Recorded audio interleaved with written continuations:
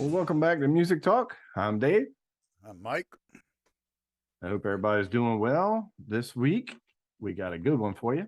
Oh, wait a minute. I This, thought we were Beavis and Butthead or something like. no, not this week. Calvin and Hobbes. Uh, Oh yeah, Hobbs and. yeah. So this week, we're doing the new Alan Parsons called From the New World. Looks like it's got a really great cover, man. Yep. That's awesome, right? I like the cover. Inside, you got same thing basically there. It comes with a CD and a DVD, which basically the DVD is just the same thing as the CD. You could just put it in your DVD player and play it. Here you got a picture of all the members of the band, touring band actually, and then on the back you got the tracks. That's cool shots of some moons and planets and stuff. And you get this booklet, which is cool. Same picture. Good, easy reading. You got the light writing on dark, which is, all I'm all about that because I can read that. That's Alan right there playing his guitar, singing. You got all the words, got who played on every song, who sang, who did all the stuff on it. Then you get to the back and you get the credits and the band, and then here's your picture again and all the thank yous. Back side, you can open up the whole cover. It looks like that. Shows the whole planetary thing back there. Pretty neat. Great cover, man. I love covers. When they put a good cover on there, I give you a couple points just for that. Ask Billy Sherwood. So this one, man, I really like this record, man. I was impressed. When I first heard it, I was like, man, this sounds like something that they would have put out in the 70s. And then when I first listened to it on my ear pods, which are AirPods, AirBuds, whatever they call them things, which I don't suggest doing because they don't get great sound. And they wreck your ears. Yeah, they may do that too. But what'd you say? No. They wreck your. But you can't get a really good, yeah, you can't get a good sound on those. So it kind of reminded me of listening to like a transistor 70s radio. And I'm like, well, okay. So then when I put it in the car and got full sound all the way around, it was like, man, it's really a good sounding record too. Yeah, it is. It starts off with Fare Thee Well. We talked a little bit before the show about that intro, how it reminds us of some stuff. And it kind of reminded me a little bit of the ELO thing. Fire on High reminded me a little bit of Games People Play, one of Alan Parsons' hits, had that beginning there. But then it takes a whole different approach. And this got a guy named Todd Cooper on vocals. And then it goes into a Pink Floyd sounding song to me. Yeah, The Secret. Yep. Well, that's why I'm wearing Pink Floyd because well, I mean, Parsons, exactly. He was the man twisting the knobs on this one. Exactly. But even on Fare Thee Well, when it goes into that sax part, that was total. It was total Pink Floyd. Oh yeah. And it really got it really got proggy there especially when how Pink Floyd, when they do that sax thing, then they always hit that double time right in the middle. It's slow, and then all of a sudden they start to double time it, and they did the exact same thing on Fare Thee Well, and I was like, man, that is total Pink Floyd. Yep. So that was Alan's kind of stuff. Well, yeah, and that's why they hired him. Yeah. And the secret that you were talking about, I really like the simplicity of the bass and drums at the beginning of this. Yeah. It had that drum in the pocket. The bass was just do do do. Well, see, that's one thing I want to point out about this whole album. I never once did I ever sit there and go, I've got to hear that again because I got to figure out what that drummer's doing. Or I got to hear that again because I didn't quite catch what the guitar player was doing. Everything is laid out so fresh and clean and clear and simple. Yep. It's not congested, it's not complicated, and it's easy to listen to, and it's recorded very well. Yeah, the only thing that I had any issue with the recording was I thought the drums were kind of dead sounding. I feel like they needed to breathe more. I think that's what he's noted for, though. If you listen to most of his recordings, and like Dark Side of the Moon, for example, when they did that. Yeah. It's pretty much they walked into Apple Studios and they used the same setup that Ringo was using on Yeah. that, and I mean, it's tea towels and tape and everything else on the drums, and Right. that way they can manipulate where they put the drums, how they put them, and it's not about overring or anything. And they're able to sit into the same room with everybody else while they're recording. Yeah. And I mean, I'd like the toms sounded good, the cymbals sounded good, but it just seemed like to me that they were just kind of dead. I He just didn't put any wanted more lively to me, you didn't know? put any effects on them. Yeah, it was weird. Odd. But the second one, The Secret, had a guy named Mark McKell or Michael McKell, I think. Not really sure how you pronounce it. But um the when they went into that one vocal part there, it reminded me of the Beatles. It had a real Yeah, Beatles sounding harmony and dreamy Beatles sound, like yep, maybe yep, Revolver era yeah, or something. yeah, hmm But I really liked it. I yeah. like that song. Number 3 was one of my favorite songs on the record. Sticks. Yep. You're a Burris, you're a Boris, Yep. and that's Sticks. basically the snake eating its own tail, right? Yeah, That's yeah. what it means.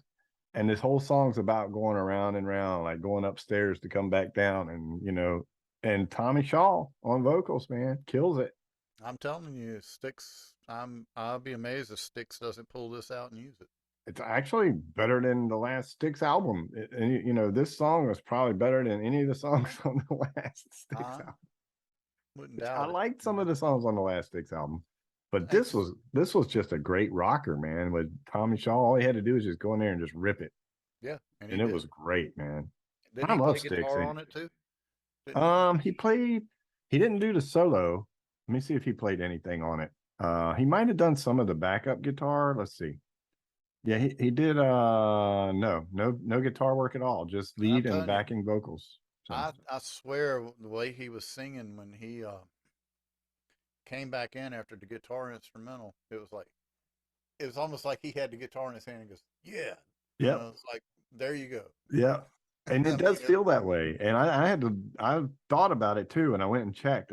This is Jeff Coleman is doing most of the guitar work on here. He's doing uh-huh. a lot of the leads and stuff, and he's known for playing with Chad Smith from Chili's and Yeah, Glenn Hughes and a more couple other props people. to him, man. I'm telling you, the man nails it. He The only issue I had with any of his stuff was all of his guitar solos had the same sound. It kind of sounded like a Mesa Boogie or something. But I mean, don't get me wrong, great sound, great solo work. But every solo sounded similar as far as tone wise Yeah. to me. He might need to grab a couple of more guitars because I got a feeling he's just plugging straight into the amp. And Probably. if that's what he's doing, I'll settle for that all day long. Yeah, man. Because I mean, you know he, I'm not knocking this guy at all. So you know he can duplicate that live as well as in yeah. studio. But Very good. number 3, that definitely one of my favorites. Ouroboros, Yep. however you want to pronounce it. Then number 4, we get the Don't Fade Now, Mm-hmm. which Alan Parsons is the one that starts out singing this, and then it goes into PJ Olson. Right. And you know what this reminds me a little bit of a Jethro Tull song. The way he starts it out, it's got that Jethro Tull folk sound about it. But Yeah. then when PJ comes in with that "Don't Fade Now," it takes a whole different direction. Right. It's just the Right. beginning on the acoustic with Alan singing. It reminds me a little bit of what Ian Anderson would do, you Yeah. know. Yeah. And I like the song. It's a good song. It's put perfectly in between that one and the next one, which is "Give Them My Love." I thought it was a perfect, break between those two Mm-hmm. with Alan's voice there, Yep. Um, but "Give Them My Love it. It's got James Durbin on vocals. Um, this one's got Joe Bonamassa playing the lead solo on this. And let's see what I got. I got a couple things written down here. Well, James Durbin, he was one of the finalists on American Idol. So I don't know what season, but he was an American Idol contestant. And I think there's a part in this song where he sings up and down these scale, and his pitch on that scale is almost perfect, man. Where he's like da, da, da, da, da, da, da, and then he comes right back down it, and it's like, dude, that was right on the money. you I know. would I would love to I would love to talk to Alan Parsons and find out what he had to do to get Durbin Right. in the studio. Because you know who owns the rights to him, don't you? I'm sure it's Simon Cowell. Yeah, Yeah. and that's bullshit. Yeah. Well, only after a certain time though. Yeah, but it's I'm like not sure how much after the show that they can go I off on their I think own. it's like a 6-year contract, Could which be. is a lifetime for some artists because And it, they never live long enough for the six yeah. year And contract. again, I don't really know how long James Durbin was on that show, No, but I believe he's actually touring with Alan Parsons right now. I'm not sure. I no, don't know for a fact because there's so many singers here. I'm not sure who he has in his band right now. I know he's got Guy Erez on bass and hmm Danny Thompson is on drums, and then Jeff Coleman and Tim Brook, I believe, is the keyboard player. right, right. And then he's also got a guy named Doug Powell, who's doing a lot of guitars, keys, and he does a lot of writing as well. I think that's pretty much their band. Right, But then right. all these singers coming in and out, I'm not really sure who's on the road with him, honestly. I Yeah, know he's carrying it's two singers, but I don't know who, you know. But anyway, give him my love. I really love that song. I thought it was great. The last 20 seconds kind of got a little busy to me. They were doing the double time again. And then hmm there was a lot of vocal stuff going on, and it just got really busy. But I do like the song a lot. I think James Durbin's voice was fantastic. Loved it. Then we get to number 6, Obstacles, which is yeah, another great one, man. You yeah. know, To me, there was a little bit of at this point on down to the next 3 or 4 songs, maybe 5 songs. Seemed like there was a little bit of Christianity being entered into the fold, And I mean, I'm not opposed to it at all. Believe me. I mean, yeah. hell, I've got all things must pass for George Harrison. I mean, Yeah. my sweet Lord. I mean, I'm right there with it. Mm-hmm.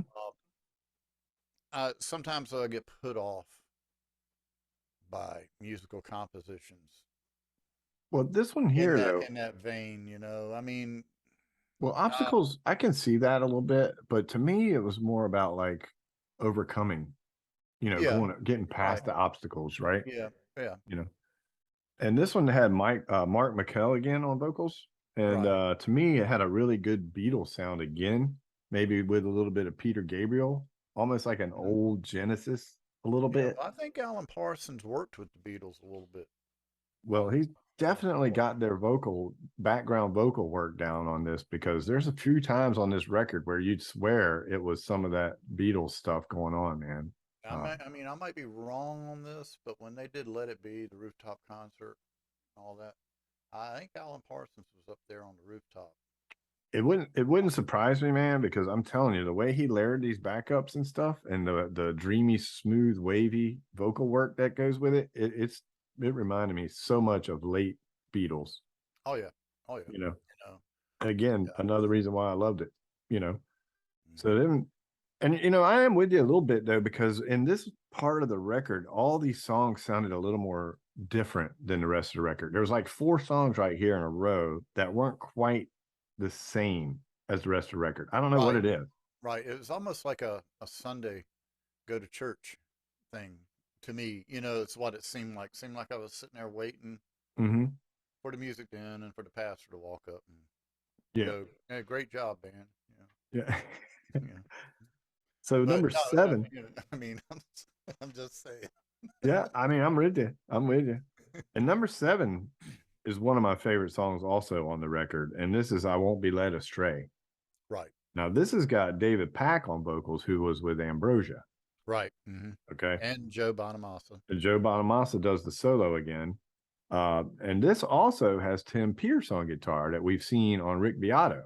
He was the Right, guy that the battery died on the Johnny Carson show or Jay Leno show that time. right, right. Yeah, And they got mad at him. I heard him tell that story. Yeah, he's like, Yeah. "Oh my God." So, and They Tim all, Pierce is a fantastic guitar player, but I yeah, don't know what he actually does on here. I'm sure he's doing a lot of the tracking on it, but the guitar solo was done again by Joe Bonamassa, which I want to say on song 5 and 7, I think Joe Bonamassa played 2 really tasty solos on them. It wasn't anything too much. I think he did the right amount on both solos, and it worked perfectly. I especially love "I Won't Be Led Astray" because I think David Pack's vocal work was great. Yep. And man, I don't know, man. It's got a very memorable chorus to it. And I probably, when I first heard it, I rewound this like 2 or 3 times because I liked it so much. I kept hitting rewind Right. or Right. repeat or whatever it's called on CDs. Yeah. Back up. I'd like to see the tape rewind. Yeah. Well, I'm used to I'm hitting old school. I'm old. right. Rewind, rewind, rewind. Exactly. Oh damn! Won't do it. Get the pen out. Yep. Do it by hand. Do it by hand. Yep. But that was a Woo. good one to me. I really liked it. And then we got number 8, which is "You Are the Light."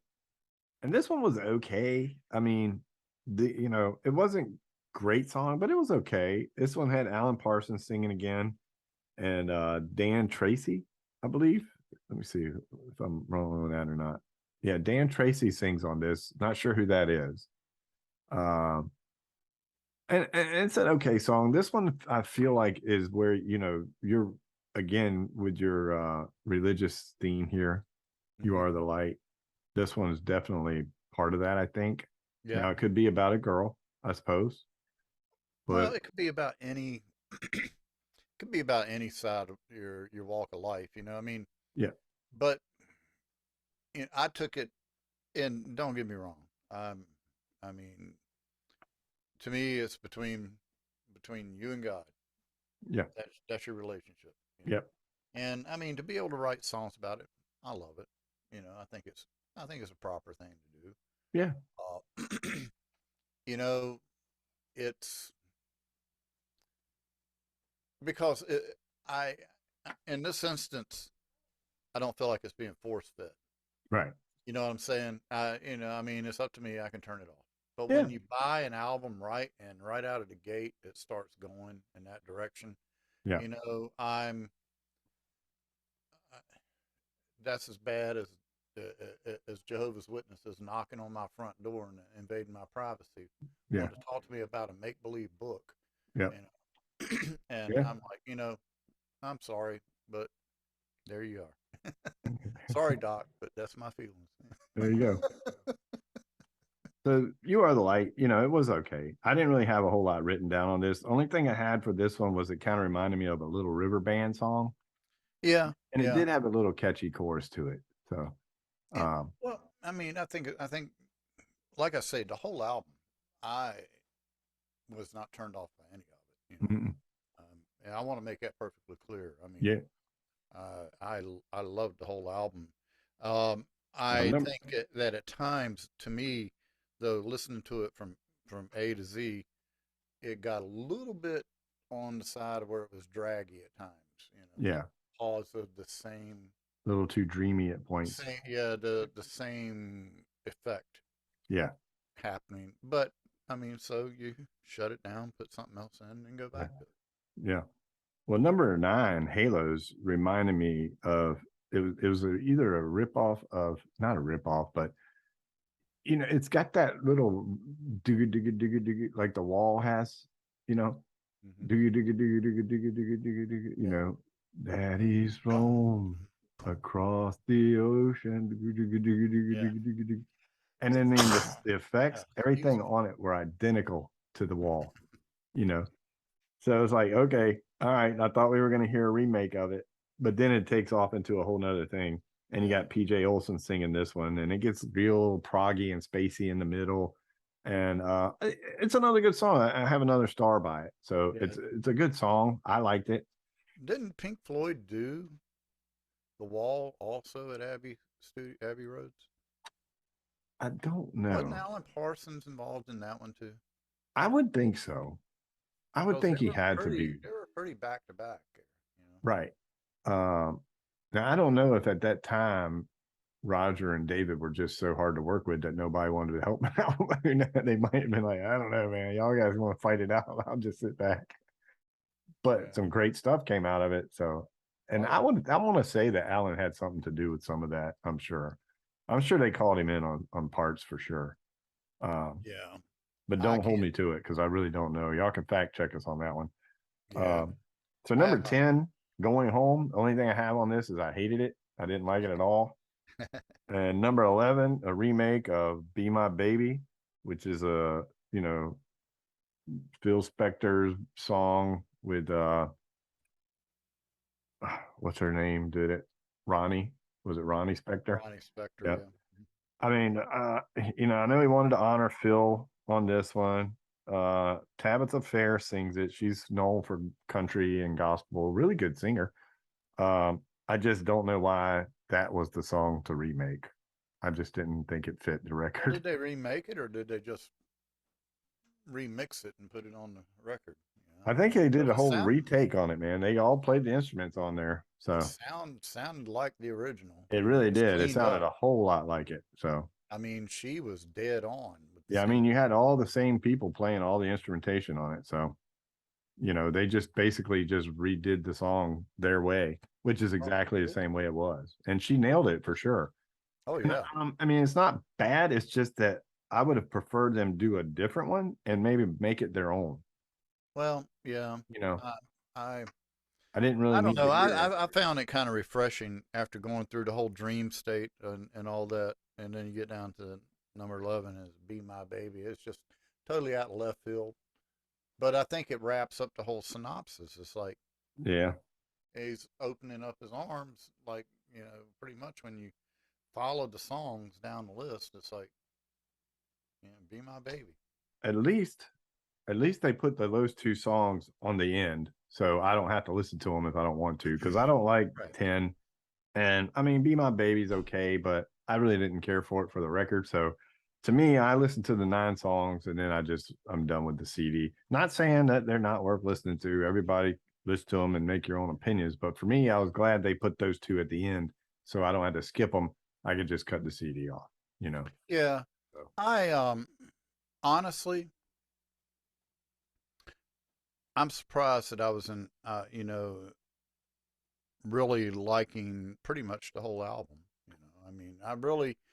I mean, if all I can find fault is 2 songs on this album, you know mhm. what? To me, it's a home run. You know, Yeah.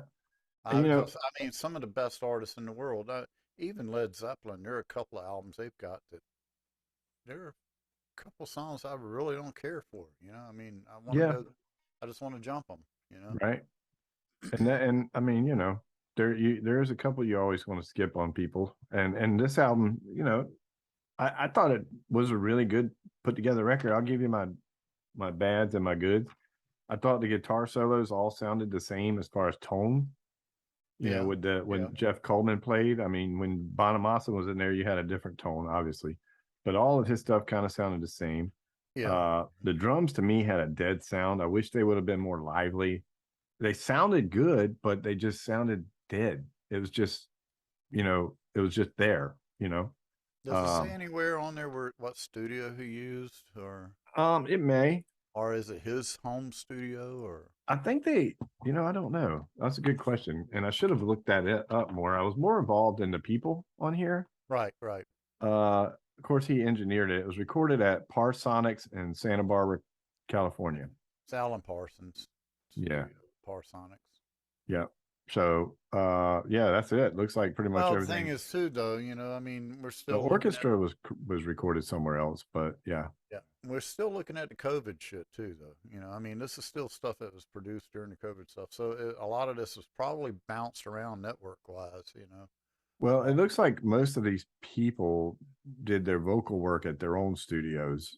So, right. you had PJ Olson at his studio, Matt McHale, Mike McHale, what was his name? Mark, Matt, something. Hmm. Uh, yeah, there's like 4 or 5 little separate studios on the side. So, they were probably all recording their stuff at their home, more than Yeah, and I likely. think you're going to see that. I mean, even after COVID disappears, I think you're going to start seeing Yeah. a lot more of the networking thing going on. Yep. Uh, It gives them a chance to play with people that are somewhere else that they wouldn't have normally a chance to do it with. well, yeah, I mean, it's that, you know, well, I can't wait 6 months for you to wind up in the area, so Right. let's do So this. just send me a track. Yeah. Yeah, I mean, I've done tracks for Doc like that. I mean, Mhm. I've sent him stuff. Yeah. Um, So, but other than that couple things, and me, for me personally, I think they could have left 10 and 11 off, but that's just me. Now Yeah. I thought the songs were great. They had great vocals on all of them. Hmm. Musicianship was fantastic. I mean, I'm putting this one. I had it at 8.4 and an 8.6, so I'm gonna go with an 8.5 on this one because I Yeah. really like this record, man. You know, I think I'm gonna go with an 8.5 too. yeah. I mean, it's a Yeah. really good record. I mean, I want to reach out and give it more, but I don't want to be overly Yeah, appreciative, I agree. because, you know, I don't know. I mean, just my thoughts. When you start being overly generous, then people find it easier to please you. Yeah, yep. Well, for this one, man, I had 6 stars on this one, and normally I star the ones that I like. I go back to. This Yeah. one had 6, and to me, the CD is only 9 songs because the last 2 I don't count. So 6 out of 9 songs is pretty good for an album, especially lately, because we Uh-huh. haven't been getting a whole lot of home runs here lately, you know. No, So, no. but Yeah. this I was mean, refreshing. This was a great album. I really thoroughly enjoyed it. I didn't think I was going to like it that much because I'll be honest with you, I've never bought an Alan Parsons album before. neither have I. Neither have I. So, I mean, I heard so much of it on the radio with his hits that right. And, I mean, I wasn't into that mode of music at the time. I mean, I was involved heavily either into the outlaw country or country rock, every how you want to look at it. right. Well, me coming up, I was in a lot of prog stuff coming up, but this is more of pop prog, I guess. I don't know. What would you consider it? Prog? I mean, there are some prog elements, but it's more of a easy I don't know. listening I mean, I classic. I mean, it's rock. I It's some kind find of rock. I think it's to me it's hard to label as far as what kind of music you would want to call it. Yeah. But what I look at it as is technical music, Yeah. not not necessarily prog, but technical. And what I Yeah. mean by the technical is how it's recorded and how cleanly and not overproduced, but it's right there, man. I mean, it's just slick. Right. It's Yeah. butter, The you know. production was perfect, man. I Yeah, mean, I can't complain. Even the songs I didn't care for were produced well, right, engineered well, right. you And know. that's what I'm saying, and I think that's where I think that this, and I hate using this term, but it's about the only thing I can come up with it where it flies over some people's heads Yeah. at times, and it's about the production, And the engineering. and you got people on here, man. You got Tommy Shaw, you got Joe Oh my Bonamassa, God. Tim Oh yeah. Pierce, James Durbin, David Pack, uh, Jeff Coleman, Doug Powell. I mean, these guys are freaking phenoms, man. You know, Right. Right. so how can you go wrong? Every song's different a little bit, even though, like you were saying, sometimes you get that same flow, that same sound. But that's kind of why it's hard to categorize it too, I think, because each song had a little bit of different flair to it, right? Well, it's just like, okay, you kick back and you look at Dark Side of the Moon, for example. Ta-da. Mm-hmm. It has that same flow too. Mm-hmm. And it's one of those you can pick a cut out and listen to it, or you listen to it from side A to side B. Right. Through side B, it's telling you a story, but are you wanting to sit through the whole story? And on this one, I did. I thought it was good. Yeah. I really did. And I like the way they broke them up with some of the songs, like putting the secret in between Fairly Well and Ouroboros, and then they Right. dropped Right. into Don't Fade Now. And Right. then they went into those 4 song stretch where it was just like completely different, you know. So I really enjoyed it. A lot of ups and downs for me. I'm gonna listen to quite a I'm gonna listen to this one quite a bit actually, because I have this one in my top rotation right now. So um Yep. Well, that's what I like about my YouTube is I'll pull up this stuff and then I'll look over at the side and it's got a rotation already picked out. yeah, And all this stuff appears there and it's like, yep. there And you when go. you get a record like this, it's worth keeping it in rotation for a while because the more you listen to it, the more you pick out, and then you start saying, "Man, that was a cool lick," or Yep, yep, I'm gonna go steal that hi hat thing from him. yep. Right? Oh Yeah. yeah, yeah. So, Yeah, but like I say, I'm gonna go with an 8.5, yep. and Me too. I felt like there were some songs that were stronger, but there were some songs that were a little weaker. Hmm. So I think on the average, I think, yeah, I mean, I'd say check it out. Let us know what y'all think. Put it in the comments of what you think, and tell me what y'all think this would go in. What category would you put this? Because I mean, it's got a And little don't, bit of everything in it. yeah, and don't feel bad about reaching out and correcting us on something if we've got it wrong. We encourage it. We are not saying we're the experts. No, All we're doing is sharing our opinion. yeah, and letting you know if we liked it or not. And the people watching, y'all can take it for what it's worth, or we can debate. Yep, we can debate too. Yeah, And I don't think I'm gonna have guy coming on here saying that I was wrong about his bass or anything like I've had in the past from bass players that played on records that I didn't like, because I actually liked the bass sound on this record, and I thought it was a lot of stuff he did in it was perfect. There was some simplicity, there was some technicality in there, and it was all good to me. I thought him and the drummer had a really good rhythm section throughout this whole record. you oh know yeah, oh yeah. Nothing stuck out to me to cause me to criticize anything about the rhythm section at all. yeah, I mean, it was just to me it was a given. yeah. What I was looking at more was the front work, Mhm. the lead work, the singing, and how did it hit my ears? And I got to tell you, nothing offended me. Very easy to listen to. Um, Nothing on there told me to skip to the next song. No. I mean, there are a couple of cuts that I would have preferred to not listen to, Yep. but it doesn't mean that I'm gonna shut it down and not listen to it because who knows, around the corner might be something better. I mean, even the songs that I didn't care for on this record still had catchy choruses, still had stuff you can hum to. Right, right. So, I mean, even the ones that I didn't particularly like, somebody else is probably going to say, man, that was a great song. So, anyway, all right, we'll wrap it up. Alan Parsons from the New World. Looks like this. There it Great is. cover. Yep. I probably should have went up higher just for the cover, but yeah, All artwork is a lot, man. it is for me, especially because I hate a bad record cover. Yeah.